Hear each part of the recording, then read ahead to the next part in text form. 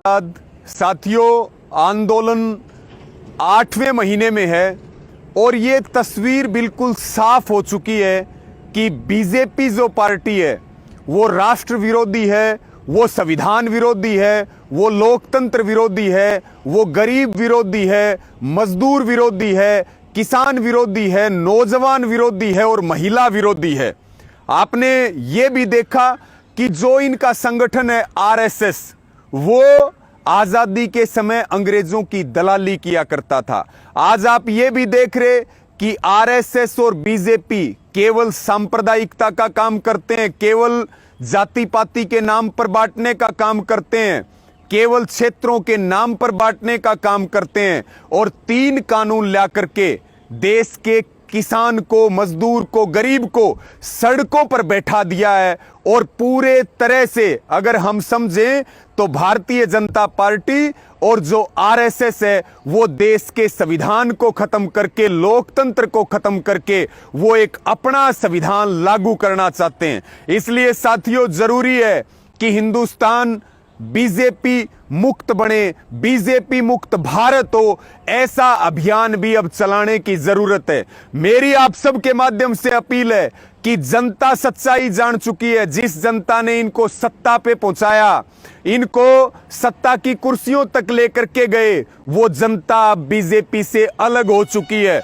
बहुत सारे कार्यकर्ता, बहुत सारे पदाधिकारी देश भर में, हरियाणा भर में उन्होंने भारतीय जनता पार्टी को छोड़ा है, उन्होंने आरएसएस जैसे संगठनों को छोड़ा है और वो किसान आंदोलन में कूद गए हैं ताकि उनके ऊपर और आने वाली पीढ़ियों के ऊपर कोई दाग ना लगे। इस वीडियो के माध्यम से मेरी बीजेपी के सभी पदाधिकारियों से जो अपने स्वार्थ के लिए बीजेपी के पदों के ऊपर बैठे हैं, उनसे सबसे अपील है कि वोटर खिसक चुके हैं, कार्यकर्ता टूट चुके हैं। आप स्वार्थ छोड़िए और देश के किसान की ओर देखिए, हिंदुस्तान की ओर देखिए और माओं के पेट में पड़ रहे बच्चों की ओर देखिए। मेरी सबसे यह अपील है कि जो बीजेपी के पदाधिकारी हैं वो अपने ईमान की तरफ देखें, अपने जिम्मेदारी की तरफ देखें और वो अपनी आत्मा की आवाज सुन के बीजेपी के पदों से इस्तीफा दें और किसान आंदोलन के समर्थन में आए। बीजेपी को छोड़ करके ये बताएं कि ना जमीन बिकने देंगे, ना जमीर बिकने देंगे, ना फसल बिकने देंगे और ना नस्लों को खराब होने देंगे। मेरी सबसे यह निवेदन है, सबसे प्रार्थना है कि जो भी भाजपा का पदाधिकारी है वो भाजपा से इस्तीफे दे, भाजपा को छोड़े और आंदोलन को मजबूत करे, आंदोलन में अपनी भूमिका अदा करे। साथियों, याद कीजिए, जिस समय अंग्रेजों के खिलाफ लड़ाई थी उस समय अंग्रेज हमारे दुश्मन थे, अंग्रेज गद्दार थे। आज आरएसएस और बीजेपी उसी तरह से हमारे दुश्मन हैं जैसे आजादी की लड़ाई में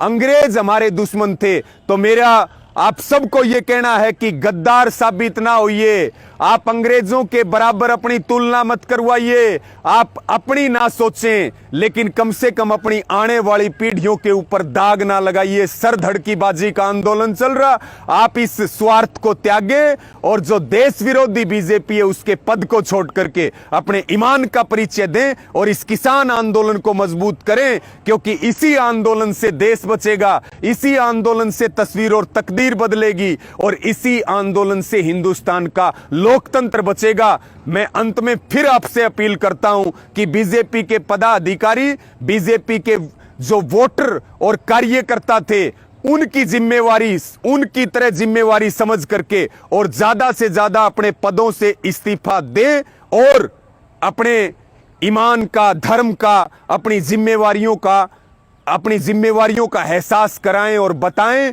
कि हम सब हिंदुस्तानी हैं और सब इस आंदोलन के साथ हैं। जय किसान साथियों, जय हिंद।